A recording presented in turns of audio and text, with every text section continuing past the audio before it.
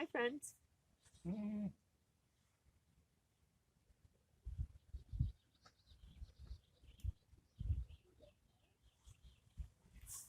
I don't know if you can see, but I have some friends here with me today. I'm in a really special place. I'm in a really cool goat farm, and I thought I would do story time here and share some of my friends with you. Oops, can you see them? It's kind of hard. They're having some hay. But I thought this would be a good place to do a story time. And we'll do all of our same things, and we'll sing hello together, and we'll read some books because I brought them with me on this trip. And we'll have fun. Are you ready? We have to still get our hands warmed up, and we have to get them extra warm because, ooh, I'm outside.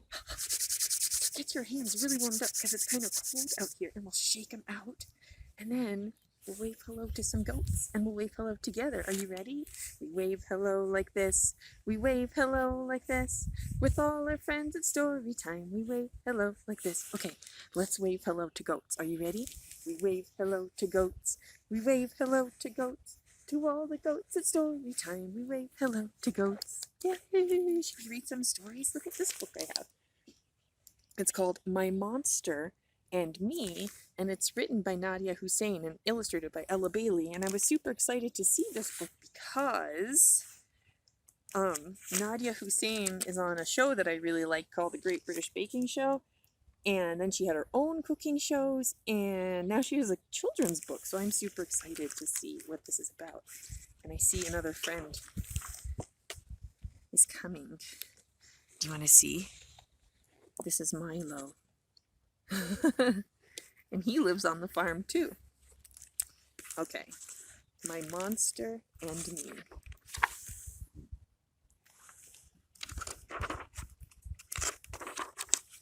This is my monster, and this is me. I've always known my monster. It's always been there. It knows all about me. Maybe my monster arrived when I did. Maybe it moved in when I learned to walk and talk. I don't remember. It was always big. When it stood in front of me, I could see nothing but its huge tummy. At night, when I lay in bed, I could hear nothing but its ginormous, growly snore. I wanted Mom to take it away, but when Mom was there, my monster hid. I wished my brother could take it away, but my monster hid again. I wanted Dad to take it away, but it hid from him too. I think my friends really like this story. My monster got bossier. It started telling me what to do when I was getting dressed and brushing my teeth. When I wanted to play with my toys, it sat on me. That would make it hard to play, wouldn't it? It even made me stay indoors. When my friends came to play, I wanted to go out and join them, but my monster stood in the way and it wouldn't budge. One day, my monster was waiting for me after school. It was gigantic and it was in a bad mood. I tried to lose it, but I couldn't. It followed me all the way to Gran's house. Gran asked me what was wrong. In the end, I told her how my monster just wouldn't go away. It wouldn't leave me alone, ever. Gran listened quietly. And suddenly, my monster stopped what it was doing and listened to. It seemed to me that as I talked, my monster got smaller and smaller and smaller. And then I knew that I could make my monster go away, at least for a while. Oh, that goat sneezed on me. The next day, I saw my monster at school. It looked a bit lost, so I picked it up and put it in my pocket. I stroked its fur and it went to sleep. It wasn't as scary anymore. I don't worry about my monster as much these days. I go to school and play with my friends. My monster likes my pocket, and I feel okay knowing it's there. But if it ever feels like getting out, I tell it to behave. My monster is part of me. We've known each other from the beginning. Behave, monster. This is me. And this is my monster. Oh, I like that. About making your fears smaller. They never entirely go away. Oh, hi. So many friends. All right, should we read another story? Let's see. I have a book called Lakshmi's Mooch. And it's written by Shelley Anand and illustrated by Nabi H. Ali.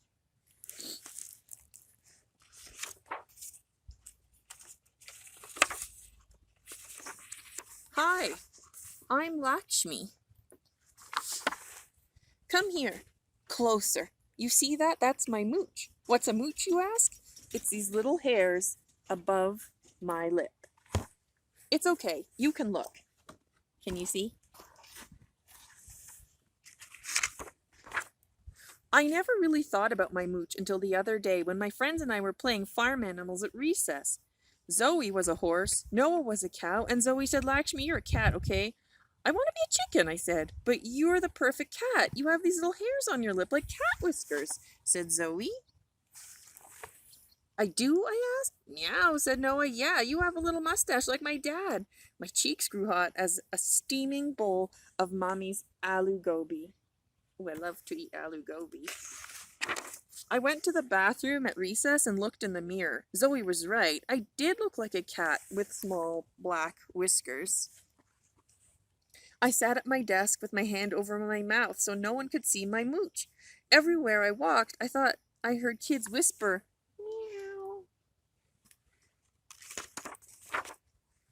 The whole day I kept noticing hair all over my body, on my arms and legs and knuckles, even in the space between my eyebrows. When I got home that afternoon, Mommy asked, how was school, Beta? Well, Zoe said I'd make a good cat, I said. Ah, you're my little Billy, she said. No, Mommy, she was calling me Harry. Huh, I thought we named you Lakshmi, said Papa, looking up from the roti he was making on the stove.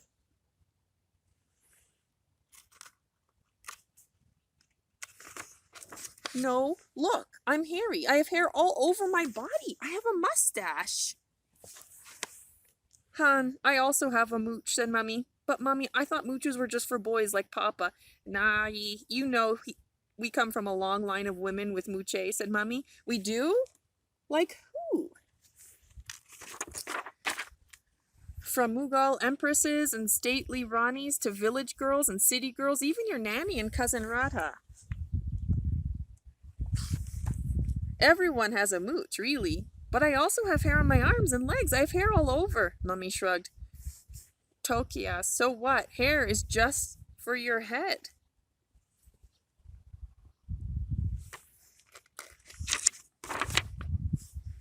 Whoops, Mummy smiled.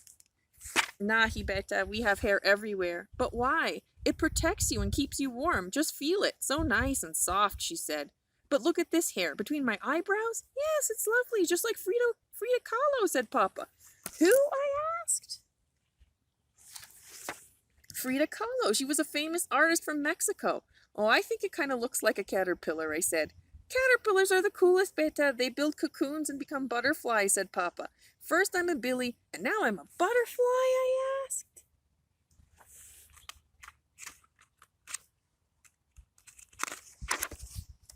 That night, I dreamed about Royal Bengal tigers prowling through the Sundarbans. Their long black whiskers danced in the hot breeze, and butterflies flew behind them, fluttering around their long tails.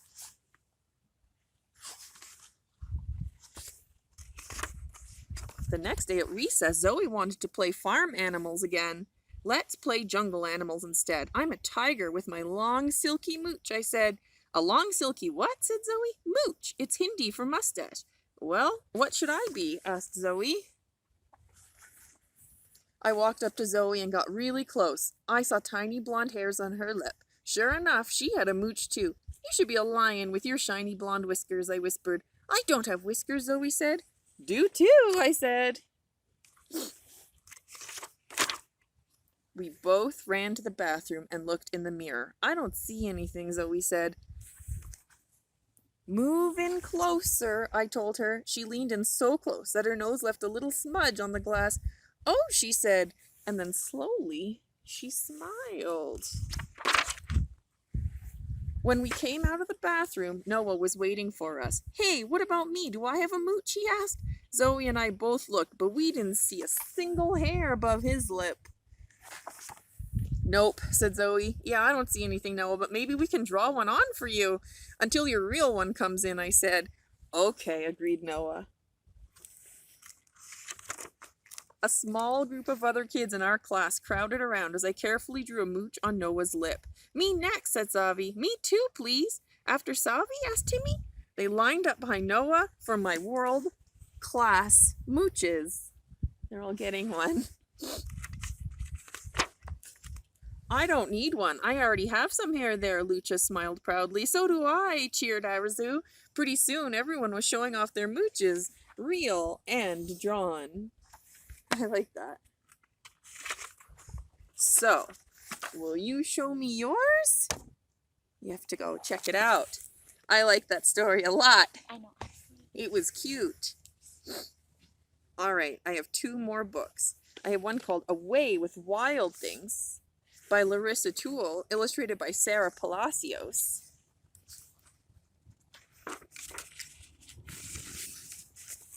Poppy and Fields liked bugs. They were her friends.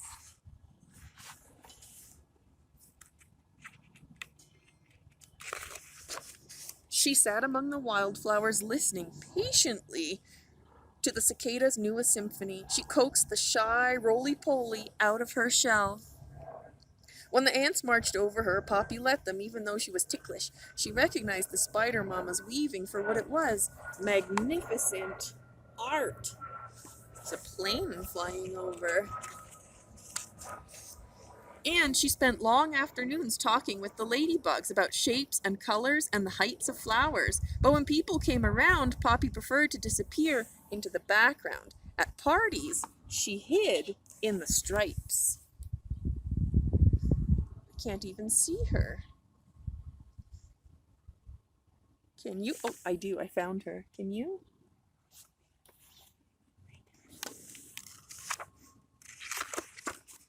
And in the big florals,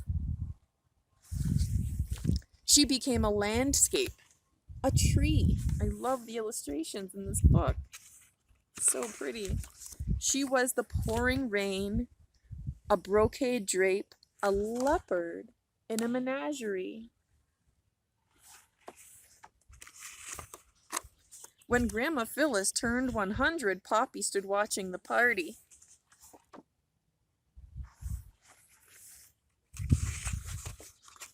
Guests milled about, coming together to hug and shake hands. Some people danced, children ran. They looked like colorful leaves falling into each other, then drifting apart. A small wind blew across the garden. On it rode a dragonfly. He landed on the cake. How his wings shimmered in the sun. Her whole heart glad, Poppy clapped her hands. Uncle Dan said, Poppy Ann Fields, you wallflower, you, so that's where you've been hiding this time. His voice vibrated louder than 1,000 cicadas.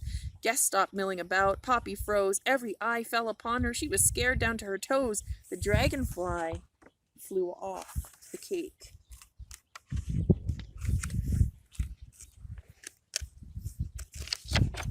Oops. And landed in her hand. Someone gasped, would you look at that? It flew to her like it knows her. Poppy's got away with wild things, said Grandma Phyllis. Everyone came in for a closer look. Poppy's feet refused to move. She would have liked to run to the trees beyond the garden. She wished the people would all turn away and leave her alone. She couldn't look at them, so she looked at the dragonfly, soft and fragile in her hands. She knew the dragonfly had come here for her. The cicada symphony swelled among the trees. The wind lifted her hair, cooled her face. She breathed.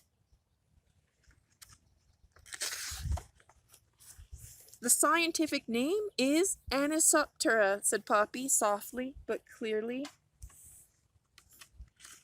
Anisoptera, maybe. You wildflower, you, whispered Grandma Phyllis. The small wind still blew. Poppy knew she was not a wildflower. I said it wrong.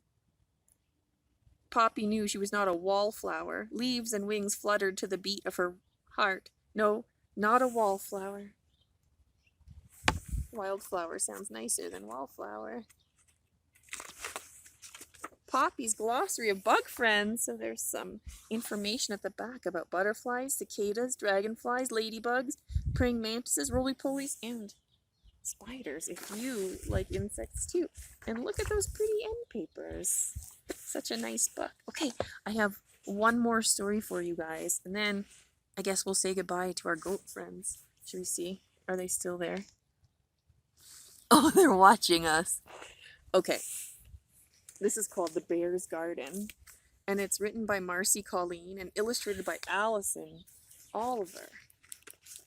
It's super pretty. In the big, bustling city, all the people were busy. They rushed up and down the street without seeing that some buildings needed paint, that some buildings were empty, that some buildings were gone. But in one girl's imagination, the city was a place to grow, a place to play, a place to love. She could always find beauty around her.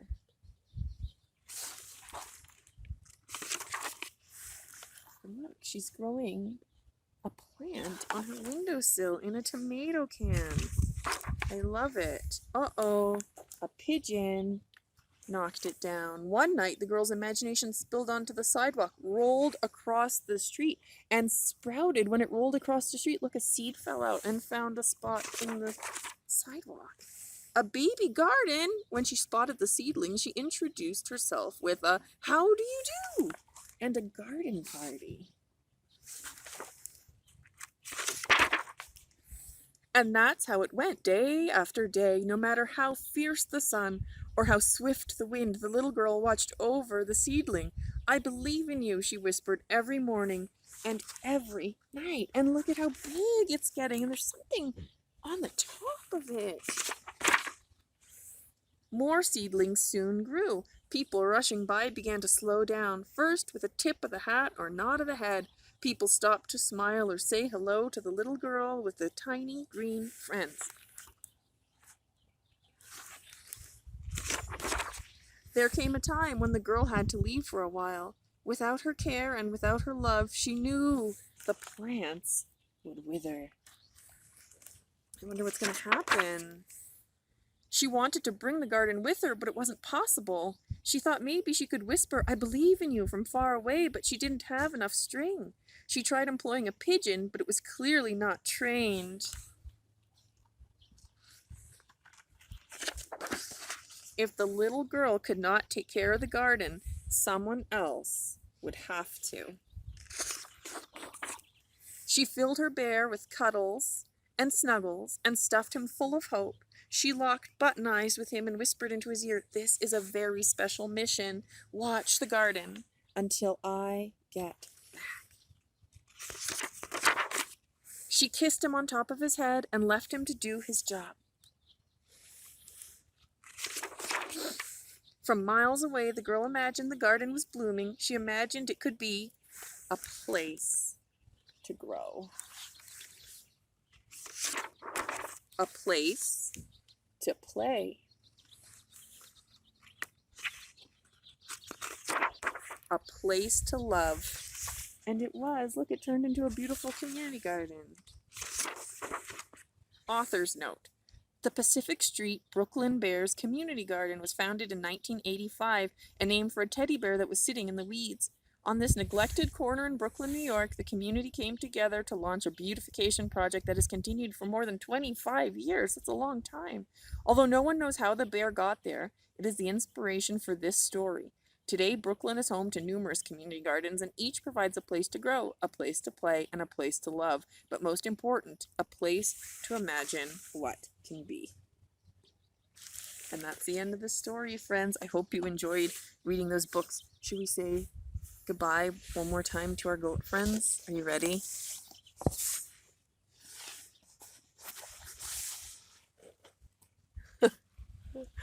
I can't see. Can you see them? All right. Goodbye, little friends.